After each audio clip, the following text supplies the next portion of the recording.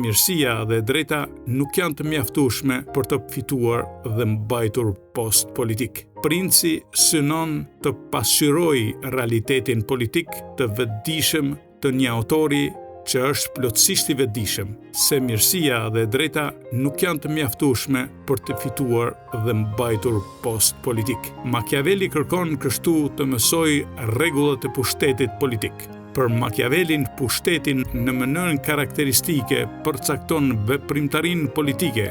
Për këtë arsye, është nevojshme që çdo sundimtar i suksesshëm të dijë se si duhet përdorur pushteti.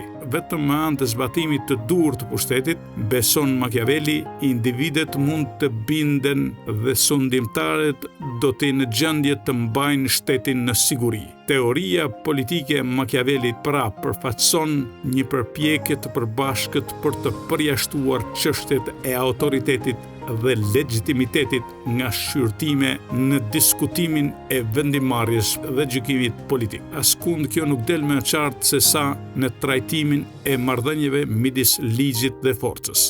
Machiavelli pranon se ligjet e mira dhe armët e mira përbëjnë themelet e dyfishta të një sistemi politik të rregulluar mirë. Por, menjëherë shton se duke qenë se detyrimi krijon ligjshmëri, do të përqendrojë vëmendjen te forca. Ai thot, me qenë se nuk mund të ketë ligje të mira pa armë të mira, unë do të shqyrtoj ligjet, por do të flas gjithashtu për armët. Me fjalë të tjera, legitimiteti i ligjit qëndron tërësisht mbi kërcënimin e forcës shtrënguese. Autoriteti është i pamundur për Machiavellin si një e drejtë përveç fuqisë për të zbatuar atë. Rrjedhimisht, Machiavelli nxirret në përfundimin se frika është gjithmonë më e preferueshme se dashuria tek subjektet. Ashtu si dhuna dhe mashtrimi janë superiore ndaj ligjshmërisë në kontrollin efektiv të tyre. Machiavelli vëren se kjo mund të thuhet në përgjithësi për njerëzit, ata janë mosmirnjohës, të pabes,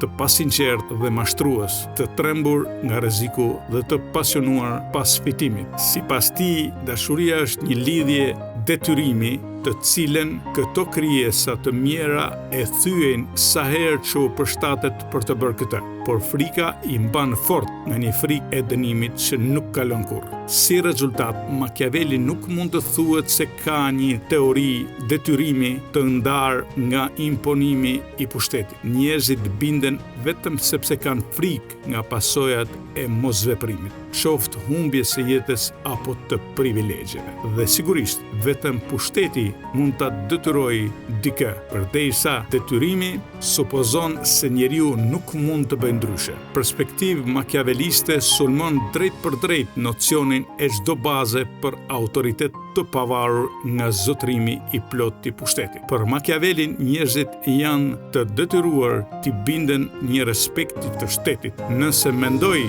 se nuk duhet të bindemi një ligjit të caktuar, ajo që përfundimisht më shtyn që ti nënshtrohem atij ligji do të jetë ose frika nga pushteti i shtetit, ose ushtrimi aktual i atij pushteti. Është fuqia që në institucionet e fundit është e nevojshme për zbatimin e pikpamjeve kontradiktore të asaj që unë duhet të bëj. Unë mund të zgjell të mos bindem vetëm nëse kam fuqinë për të rezistuar kërkesave të shtetit, ose nëse jam i gatshëm të pranoj pasojat e epërsisë së forcës shtrënguese të shtetit. Autoriteti si e drejtë komanduese nuk ka status të pavarur. Ai vërteton këtë pohim duke ju referuar realiteteve të vëzhgueshme të çështjes politike dhe të jetës publike.